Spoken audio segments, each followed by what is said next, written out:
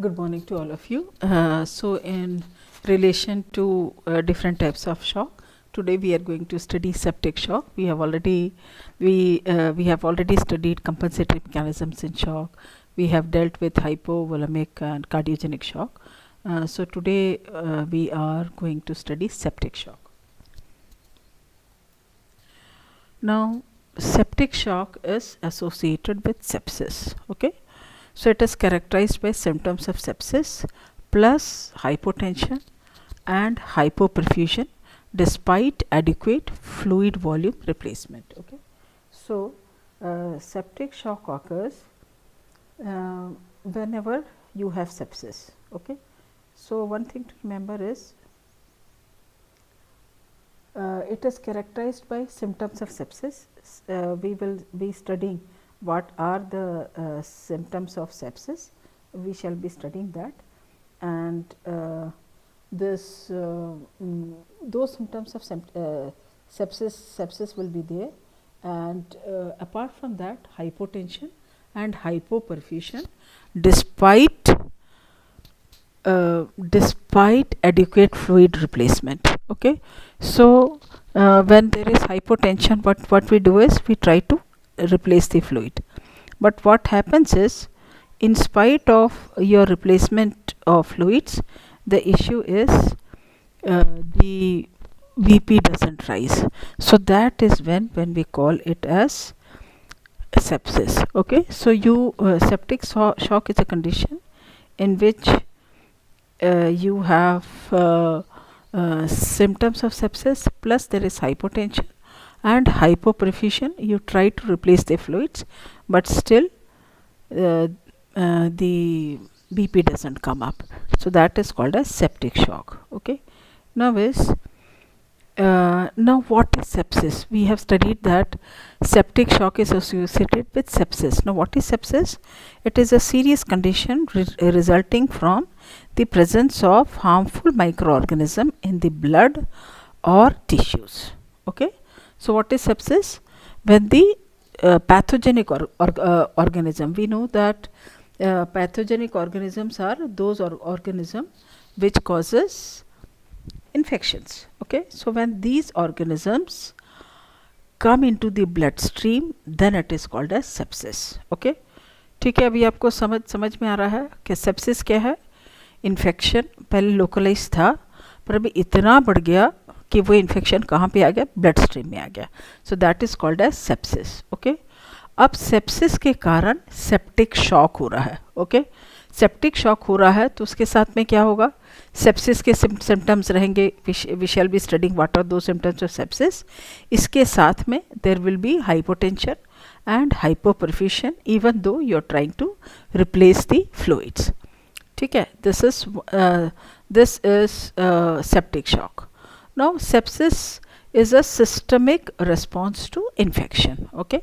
So when the body whenever there is any focus of infection or foci of infection, the issue is the body tries to respond through it by inflammation. So it is manifested by two or more of SIRS. What is SIRS? Systemic inflammatory response syndrome. Criteria as a consequence of documented or presumed infection. तो इसका क्या मतलब है? Some infection is there. Now what you do is you try to know whether sepsis is there or not. For that there has to be two or more of SIRS criteria. Now what is SIRS criteria? I hope I am able to make you understand. See, here we are trying to find out whether sepsis is there or not. We have already defined sepsis. What is sepsis? The infections are now present in the bloodstream. That is called as sepsis. अब sepsis है कि नहीं कैसे पता चलेगा? So for that we have a SIRS criteria. What is SIRS? Systemic inflammatory response disease. So in this SIRS criteria, at least two or more than two is there, then we replace it as sepsis. Okay. Then we call it as sepsis. Now this is the criteria. Tachycardia, heart rate is more than 90 beats per minute. Tachypnea, respiratory rate is more than 20 beats per minute. There will be fever or there will be hypothermia. Temperature may be above 38 degrees centigrade or maybe below 36 degrees centigrade. Both can be there. Next can be leukocytosis, leukopenia or bandemia. Okay. Now white blood cells leukocytosis is increased in WBC count. Okay. So will be more than 12,000 per cubic millimeter, where leukopenia is less than 4,000 per cubic millimeter, or bandemia. Bandemia may be equal or more than 10%. Okay. What is bandemia? Bandemia is too many WBCs are released by bone marrow into the blood. So this usually occurs in infection. Okay. So we have test to identify bandemia. ठीक है. Bandemia क्या होता है? When too many WBC, we know that our blood cells, RBC, WBC, platelets, these are all released from the bone marrow. If too many if the bone marrow releases too many WBCs, then this appears as bands. So that is called as bandemia. So the percentage will be at least 10 or maybe more than 10%. ठीक है. बात समझ में आ रहा है. So here if you have heart rate more than 90, respiratory rate more than 20, fever maybe about 38 or maybe below 36, you may have WBCs more than 12,000 per cubic millimeter, which is called as leukocytosis, maybe leukopenia, leukopenia, that is more less than 4,000 per cubic millimeter, or maybe bandemia. Now what is bandemia? Bandemia is release of many WBCs, okay, which usually occurs in infection. So if the number is more than 10% or equal to 10%, then it is called as bandemia. So out of these 4 criteria, at least 2 or more than 2, then we label it as sepsis. Okay. So in the previous slide we have discussed that it is manifested by 2 or more of these SIRS. So out of these 4 symptoms, if 2 or more than 2 is there, then it is called as sepsis. Okay. Now our topic is septic shock. Now what is septic shock? Septic shock is defined by persisting hypotension requiring vasopressors to maintain a mean arterial blood pressure of 65 mm Hg or higher and a serum lactate level greater than 2 millimoles per liter or 18 milligram per deciliter despite adequate volume resuscitation. Okay. क्या है septic shock? It is defined by persisting hypotension. Okay. BP कम है, so it persists for a long time and we require vasopressors. Vasopressors are those medicines which increase the blood pressure. We require vasopressor, and our intention is mean arterial pressure should be at least 65 millimeter of Hg or maybe higher, and second intention is our serum lactate level should be more than 2 millimoles per liter or 18 mg deciliter. Now how to calculate mean arterial pressure? It is SBP, that is systolic blood pressure, plus 2 into diastolic blood pressure divided by 3. ठीक है. आपका suppose systolic blood pressure may be for example 100. Okay, suppose systolic blood pressure is 100. 2 into if your diastolic is 60, so 2 into 60, so 100 plus 120, 60 into 2 is 120 divided by 3. So this will give you mean arterial pressure. आपको समझ में आ गया mean arterial pressure, how to calculate? This is systolic blood pressure. We know that BP, we have systolic and diastolic. The upper number, that is systolic blood pressure, and you double the diastolic blood pressure. ये दोनों को plus करके जो answer आएगा, that has to be divided by 3. So this will give you the mean arterial pressure. So our intention is we need to give vasopressor to know whether mean arterial pressure is 65 millimeter Hg or it is higher, and second is our serum lactate more than 2 millimoles per liter or 18 milligram despite adequate volume resuscitation. So sepsis is a life-threatening organ dysfunction which is caused by abnormal or uncontrolled host response. Okay. Now what are those host response? This is what we are going to study. First is microorganisms invade the body tissues. We know that microorganisms are there. So microorganisms, whenever if there is any focus of infection, for example, if you have catheter which is long term, which you have not changed, maybe IV line which you have not changed, some operative wound where infection control practices were not done, or if cleaning was not done properly, so there can be many foci of infections. Based on any of this, the microorganisms enter the body tissues and it will lead to, it will exhibit an immune response. ठीक है, जैसे micro organism body के अंदर आता है, so what it is do, what does it do? It exhibits a immune response. So immune responses promotes an activation of biochemical cytokines and mediators associated with inflammatory response. तो इससे क्या होगा, जितने biochemical cytokines है वो activated हो जाते हैं, मीडिएटर्स एक्टिवेटेड हो जाते हैं, which causes the inflammatory response. Now what are the cytokines? Cytokines are small proteins that control the growth and activity of the immune system cells as well as blood cells. Cytokines का काम क्या है? They are small proteins which control the growth and activity of immune response. Okay, so if you have cytokines, so the immune response is affected, and this will lead, and when these activity of biochemical cytokines are there, so this will lead to increased capillary permeability and vasodilatation. Okay, so because of this immune response, इससे क्या होगा, capillary permeability, blood vessels में जो आना नहीं चाहिए था चीज़ें आने लग जाती हैं, जो बाहर नहीं जाना था चीज़ें बाहर जाने लग जाती हैं. सो that is increase capillary permeability and vasodilation. Now this interrupts the body's ability to provide adequate perfusion, oxygen and nutrients to the tissue and cells. Because of increased vascular permeability, the issue is the main function of blood vessel is to provide oxygen and other nutrients to each of the cells. So when you have increased permeability, so that function gets affected. So this interrupts the body's ability to provide adequate perfusion, oxygen, nutrients to the tissues and cell. So when the cells are not, tissues and cells are not getting the required oxygen and nutrition, so what does it do? It leads to pro-inflammatory and anti-inflammatory cytokines. I will be explaining what do you mean by pro-inflammatory and anti-inflammatory. Okay, so we have already studied what are cytokines. Cytokines are those things which affect the growth and activity of the immune system. So cytokines are of two types. One is pro-inflammatory cytokines and second is anti-inflammatory cytokine. Pro-inflammatory cytokines they cause the disease worse. ठीक है, ये release होने से disease और verse हो जाएगा.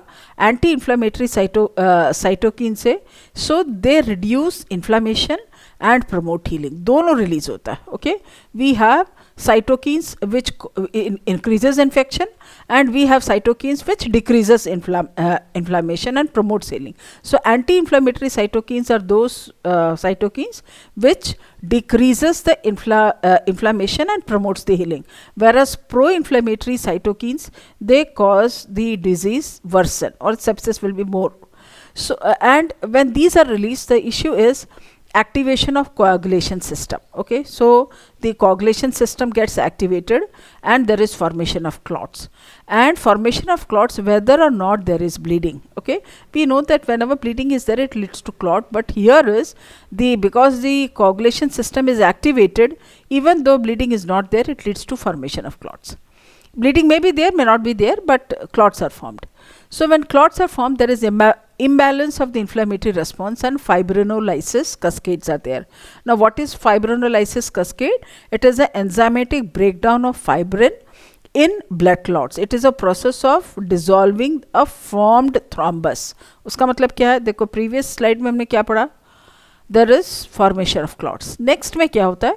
ये जो clots बना है, that clot starts disintegrating. Okay, ठीक है, क्लॉट जो बना था वो क्लॉट डिसॉल्व होना शुरू हो जाता है. That is called as fibrinolysis. So this occurs due to enzymatic breakdown of fibrin in blood clots. जो we know that fibrin से blood clots बनता है.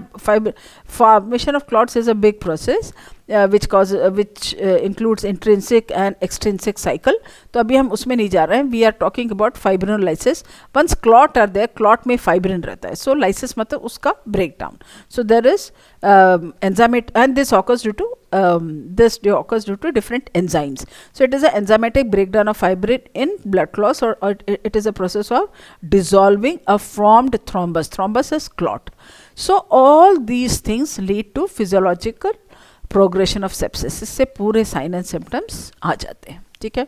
So this was all about the pathophysiology. Microorganisms from any of the infection focus, they come inside the body and it initiates a immune response.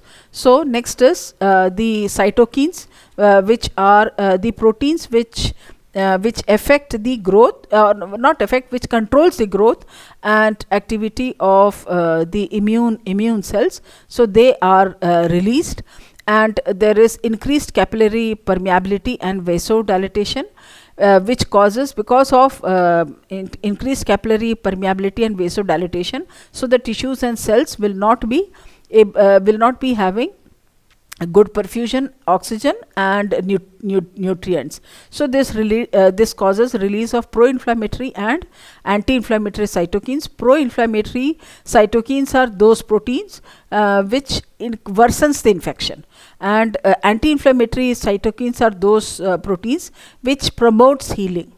And when these two things are released, this causes the activation of the coagulation system.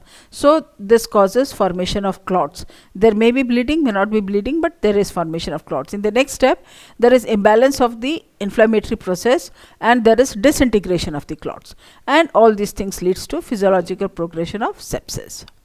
Now this is again same thing. So here lung is represented as a source of infection. The bacteria enters the lungs. Now there is leaking blood cells, that is increased permeability, which badly affects all the major organs, and this can lead to cell death. The organs starts dysfunction, and it leads to death. Now epidemiology, every year 1.5 million people receive a diagnosis for sepsis, and kills more than 250,000 yearly according to CDC and prevention. Now the global burden of sepsis is difficult to ascertain, although according to 2017 statistics, 48.9 million cases and 11 million sepsis related deaths were reported worldwide, and this contributes to almost 20% of the global deaths. उसका मतलब क्या है? Globally जितने लोग मरे उसमें से 20% were due to sepsis, and in numbers this is 48.9 million cases and deaths is 11 million sepsis. In 2017, almost half of global sepsis occurred among children. The issue is children are more vulnerable to infection because their immune mechanism is not so good. So with an estimated of 20 million cases and 2.9 million global deaths under 5 years of age. Okay, so I think you first statistics was related to total number. So 20% of global deaths were due to sepsis.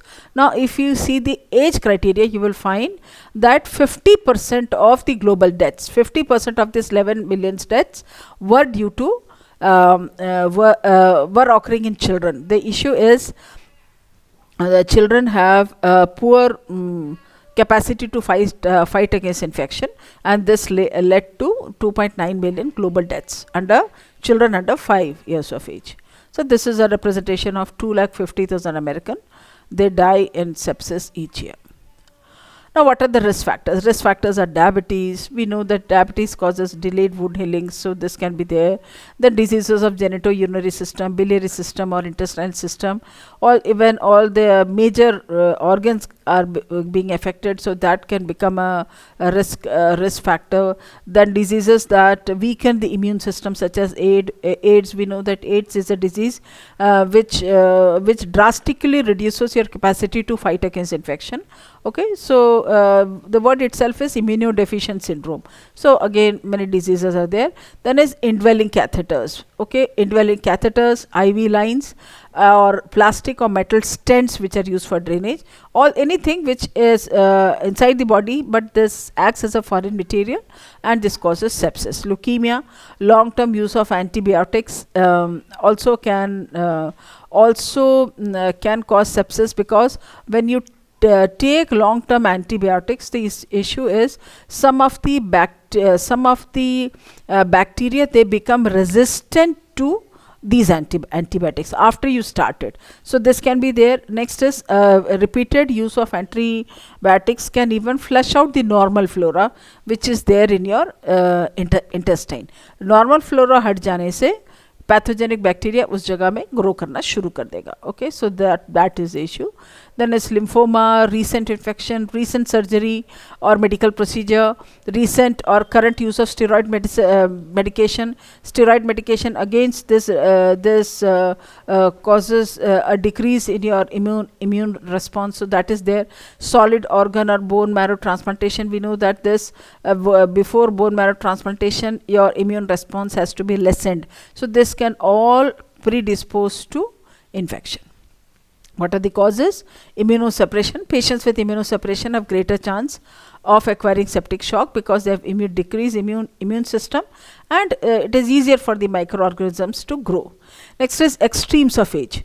You have two groups, either people are elderly or people are infants. So they are because of their weak immune system. Then is malnutrition. Malnutrition again lowers your capacity to fight against infection.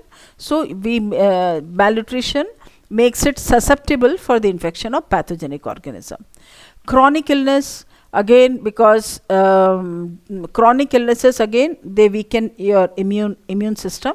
Next is invasive procedures. So whenever you have invasive procedures, one thing to remember is, even if you clean the skin to whatever extent it is possible, you cannot make the skin organism free. You can reduce it, but you can not make it zero. Okay, so this invasive, so whenever you have invasive procedures, and at the same time, but if you have not careful about infection control practices, so whatever organisms are there outside the body, it can go inside the body and cause sepsis.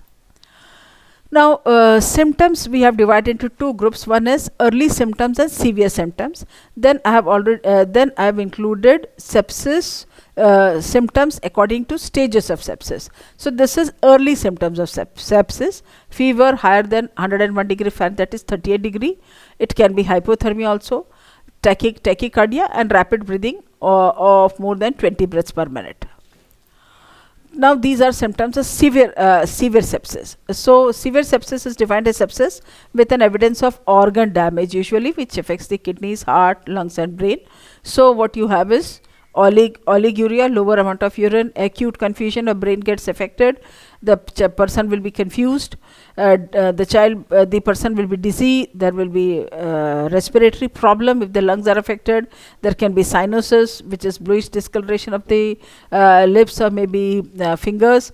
Then they may have a very low BP which does not respond to fluid replacement. So even if you give IV fluids, the BP doesn't rise. So that is another symptoms of severe sepsis. So this I got a slide. I thought that I would share this. Sepsis stands for S stands for shiver, fever or very cold. Okay, so these things we have studied, either the child will be having fever or there can be hypothermia. E stands for extreme pain or general discomfort. Okay, because of the infection, the person will be having pain. P stands for pale or discolored skin. Okay, so even it can be cyanosis. S stands for sleepy, difficult to rouse and confused. The patient will be sleepy.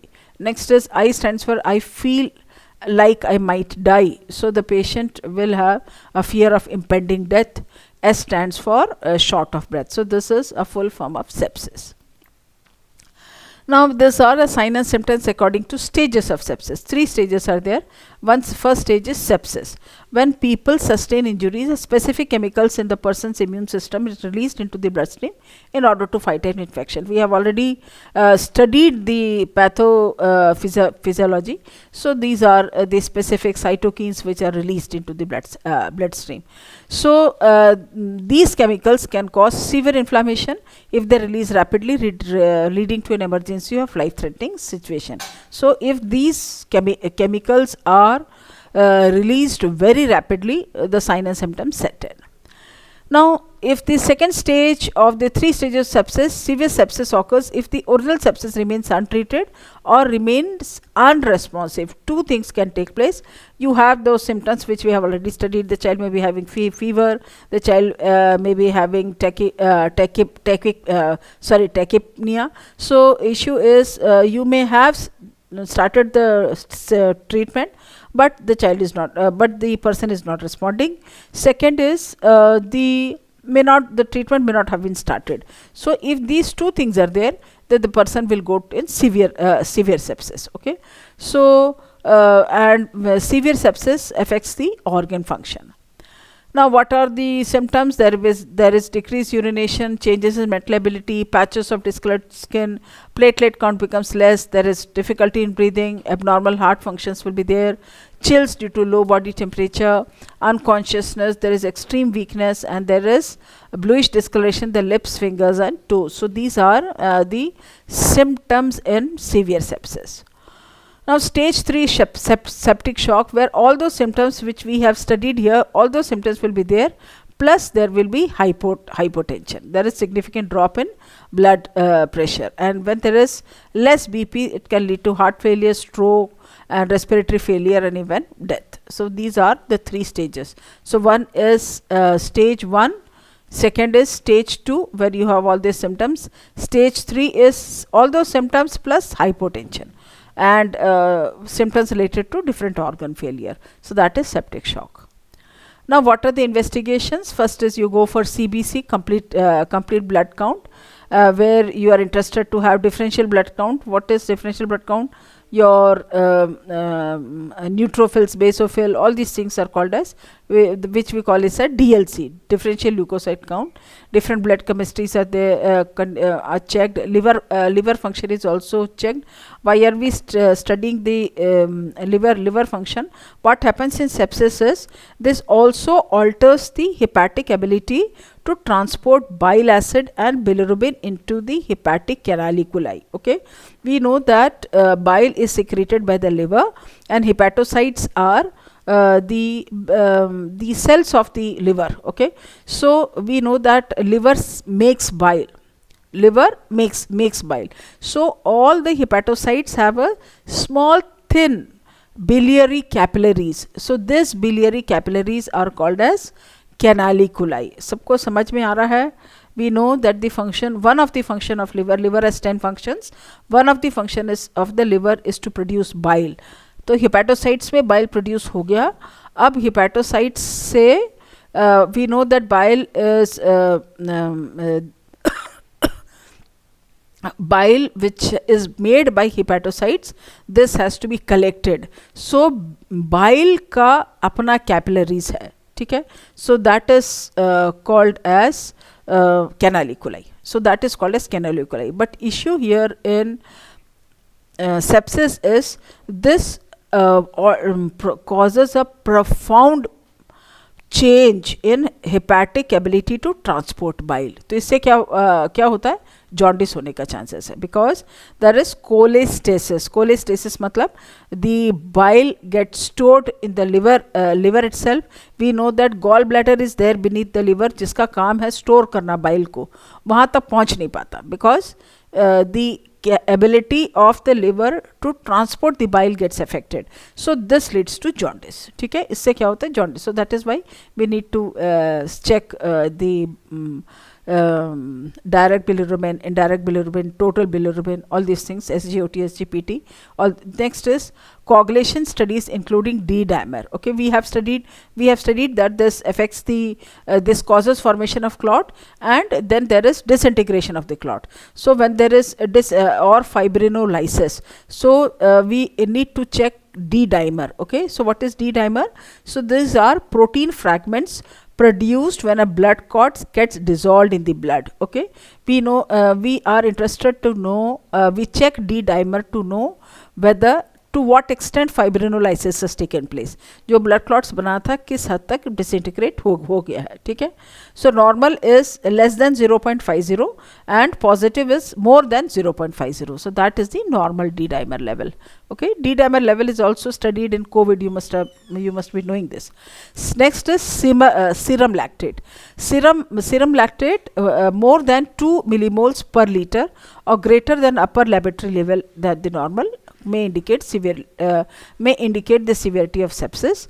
Next is peripheral blood culture. So we take aerobic and anaerobic blood cultures from two different sites, urine analysis and microbiologic cultures from suspected sources. So this can be sputum, urine, intravascular catheter, wound, surgical site. So this will depend on where is your infection focus. If you have a catheter, indwelling catheter, which has been there for a long period of time, then you take samples from there. Or if you have a wound which has not been taken care properly, you take from that. Or you may even take culture of the urine as if it is a indwelling catheter.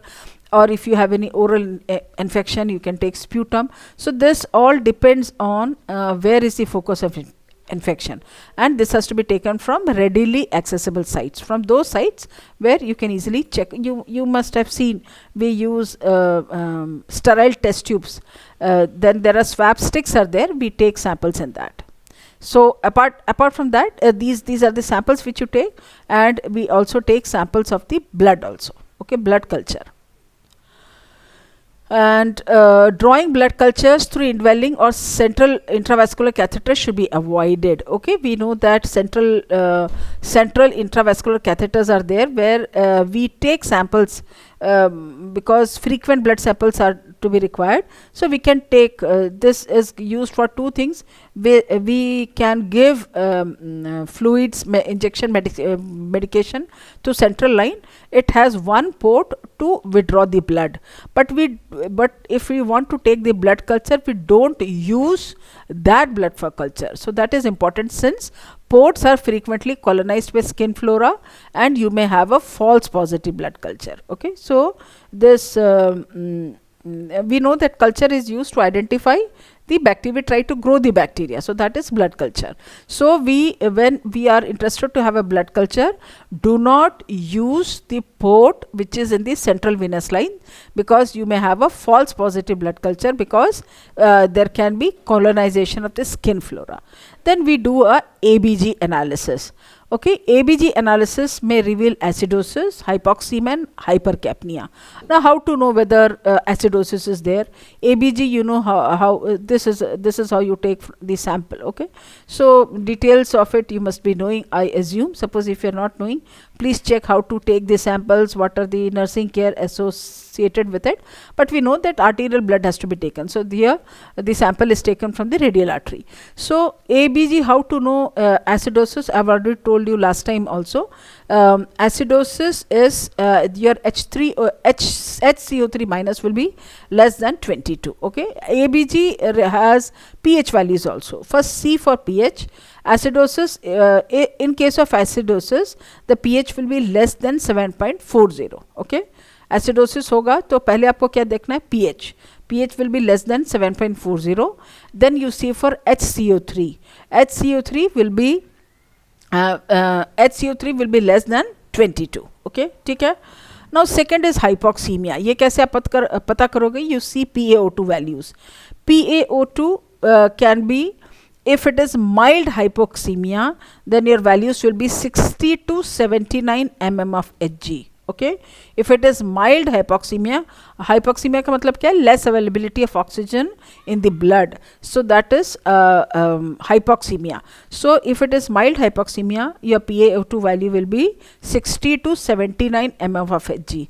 Your moderate hypoxemia will be 40 to 59 mm of Hg, and severe hypoxemia where your values will be less than 40 mm of Hg. ठीक है, आपको समझ में आ रहा है. आप क्या क्या देखेंगे, first is you see pH. If your pH is less than 7.40, this indicates acidosis. ये चेक कर लिया. Then you come for HCO3 minus. HCO3 minus is less than 22. this is indication of acidosis. Okay, next you check for PaO2.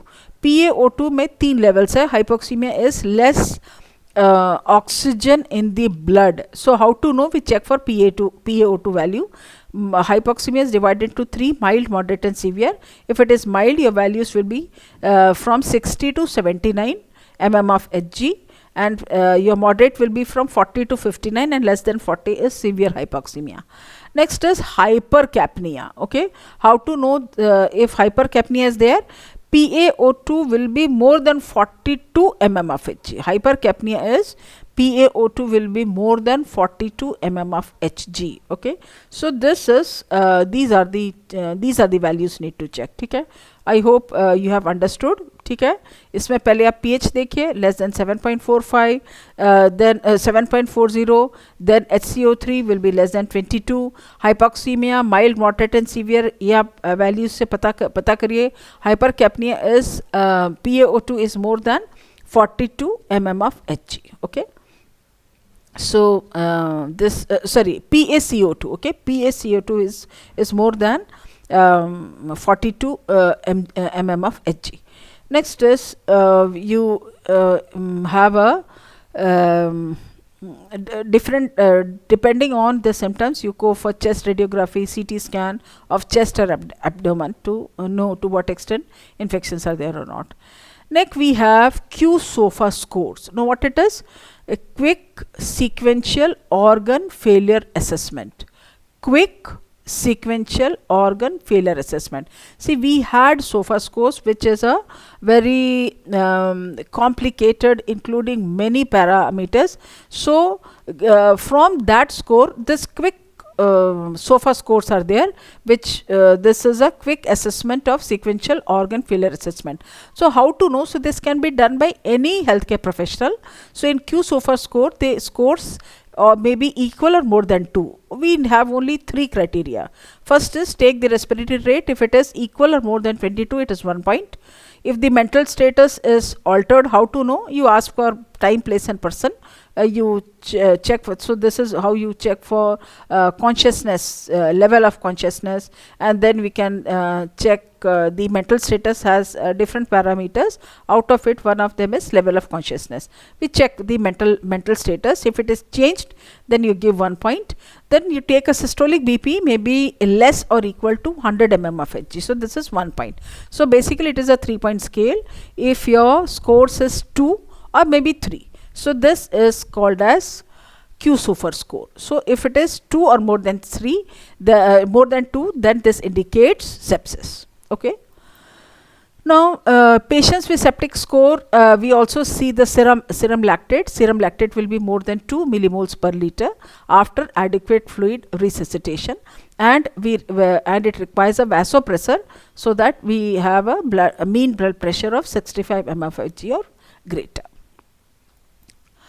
Now other tests are urine culture, chest x-ray, swabs which we take from surgical wounds. Then operative site assessment, we have a ultrasound imaging or maybe a CT scan. If you are suspecting of meningitis, then we take a CSF fluid. Maybe stool culture. Stool culture will help you to identify organisms in the digestive system. Now apart from that, we take blood culture. Then when liver function tells, I have already told you कि sepsis can cause jaundice because the transport of bile is affected into the canaliculi. So we are interested to know whether the liver is affected or not. So liver function test has to be done. Then blood studies, hematologic test must be performed to check on perfusion blood. For that we do a arterial blood gas analysis. Then to know or to identify whether patient has to be managed in ward or should be shifted to ICU. So if ICU should be considered when there is evidence of septic shock, we already have studied what are the signs and symptoms of severe sepsis. All those symptoms, plus there is evidence of hypotension which is not correcting even after the administration of fluids, and you are unable to keep it more than mean arterial pressure MAP of more than 65 mm of Hg. So that is evidence of septic shock. Serum lactate, if it is more than 4 millimoles per liter, and even if you have given fluids, it is not improving, the BP is not improving. So if this is the situation, then the patient needs to be this is escalating management in ICU. Now how to manage? First is, because we are talking about presence of organisms in the blood, so naturally we have to give antibiotics. Okay, so majority of blood spectrum antibiotics administered for sepsis have activity against gram positive organisms such as methicillin susceptible Staphylococcus aureus. We call it as MSSA, methicillin susceptible Staphylococcus aureus, MSSA, or streptococcal species. Okay, Streptococcus and MSSA is one of the most common causes of sepsis, इसलिए आपको ऐसे antibiotics देना पड़ेगा which can fight against this. So this can be piperacillin, tazobactam, ceftriaxone, cefepime, meropenem and imipenem.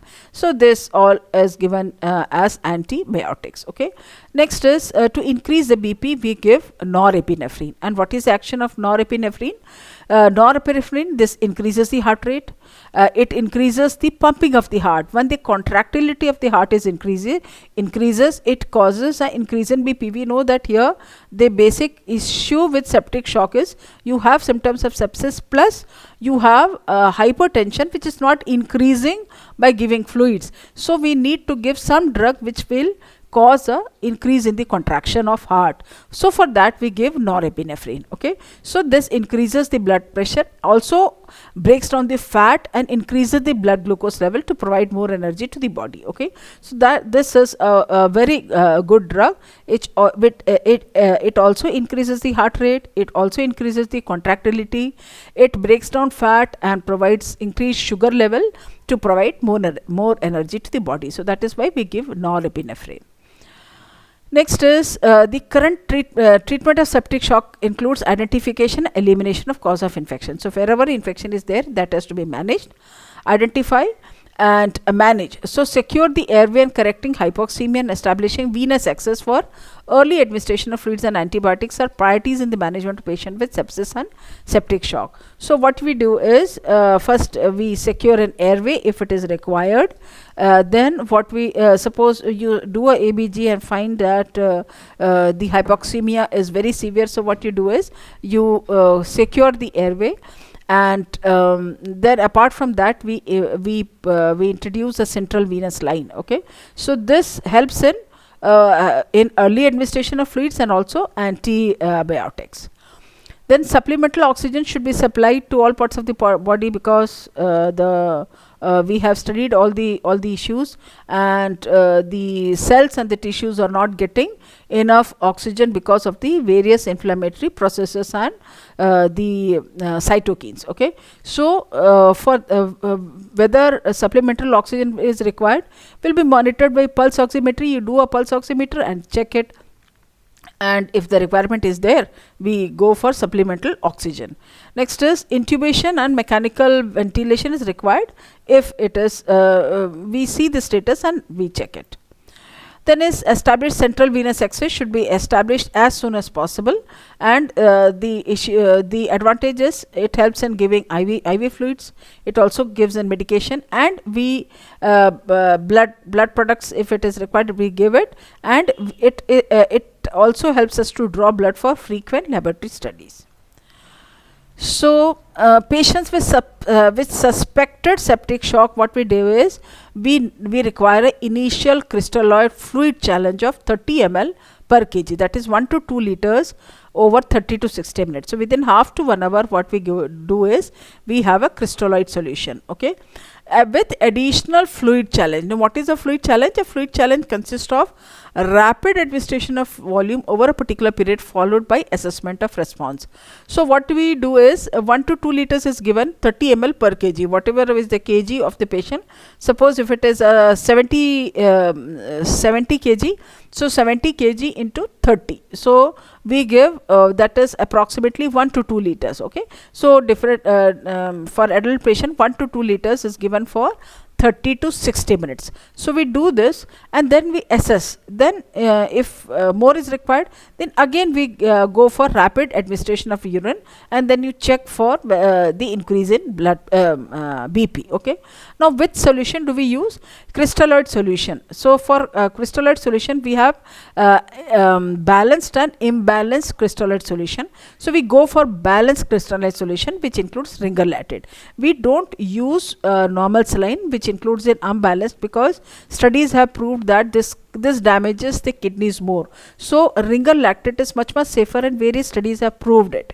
That manage when you give this initial fluids, so we give crystalloid solution. Okay, so this improves patient centered outcome, and this should be considered as an alternative to 0.9%. So we see, one thing to remember is normal saline is also a crystalloid solution, but instead of normal saline we prefer ringer lactate.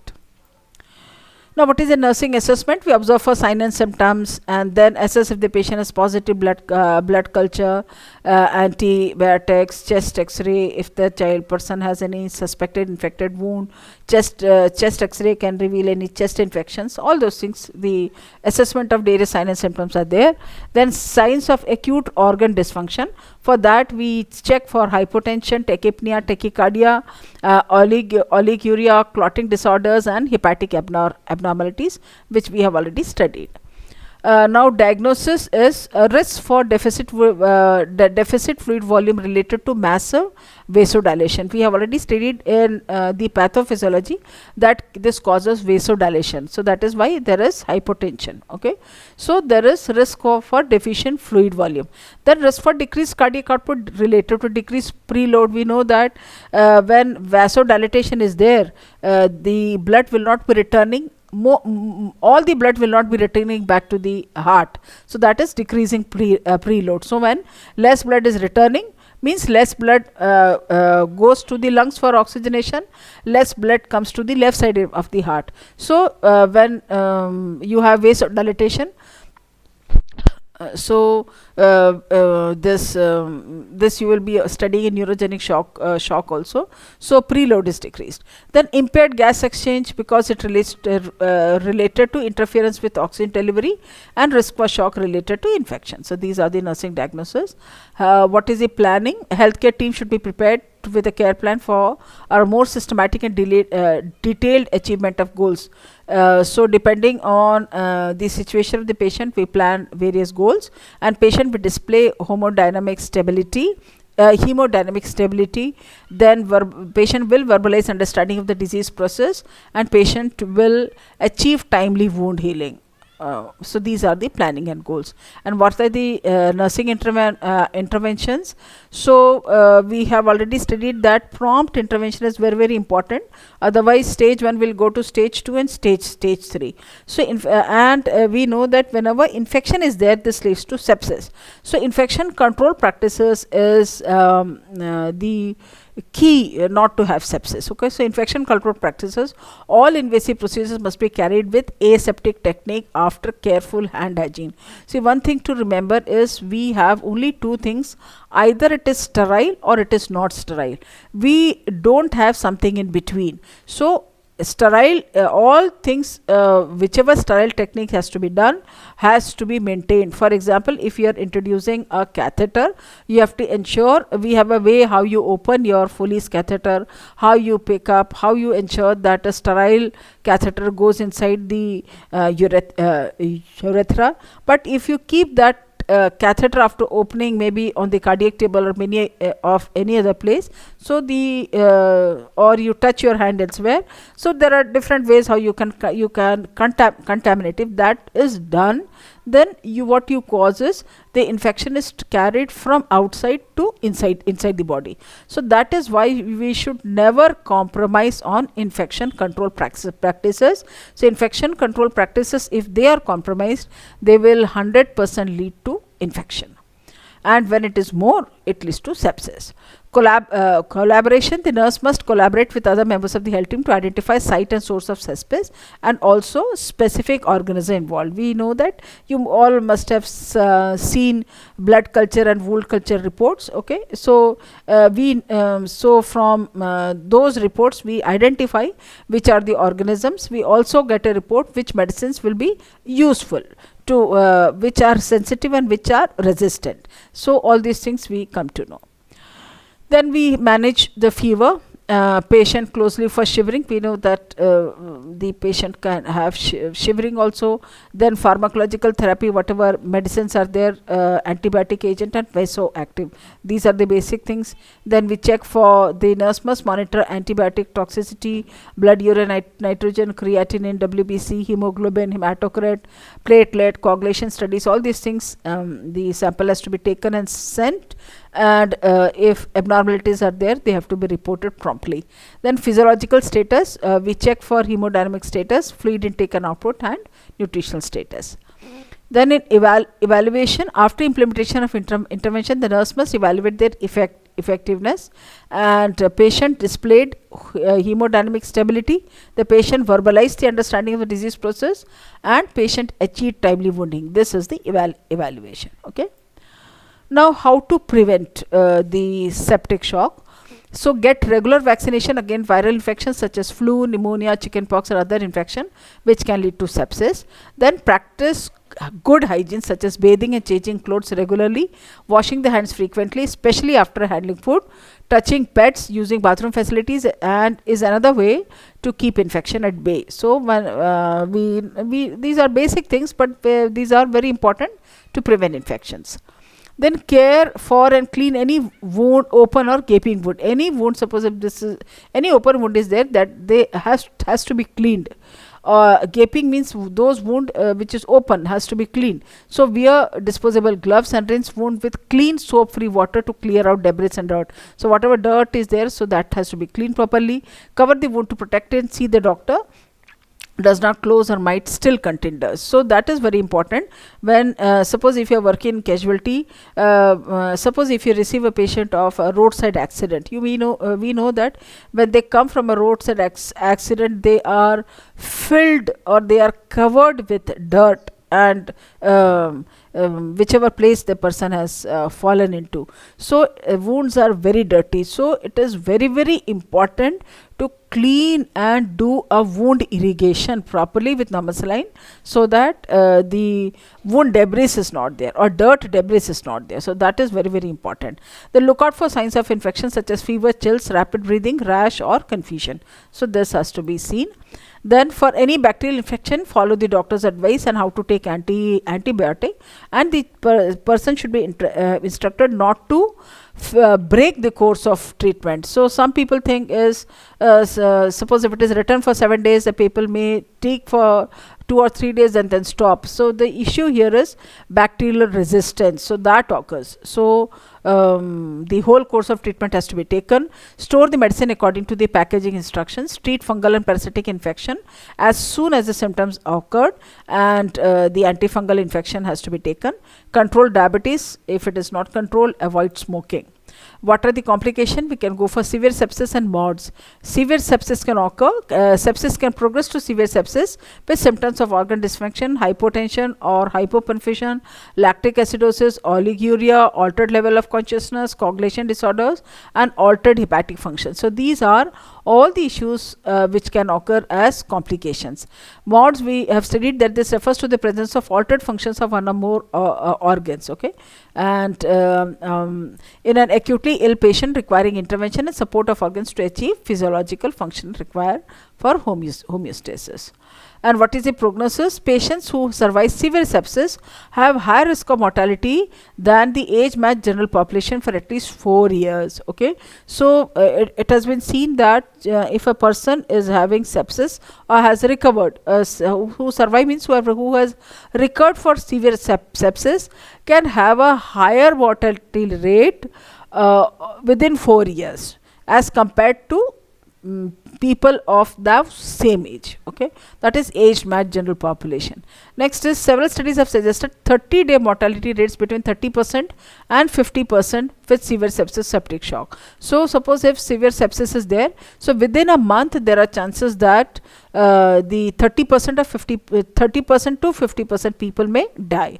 The long term prognosis is equally poor. Approximately 30% survive the first year after hospital admission. So only out of 10 patients, only 3 patients could survive more than 1 year. All rest they died. So that is the poor prognosis of septic shock. So that was all about the septic shock. I hope you have understood. Thank you for a patient listening.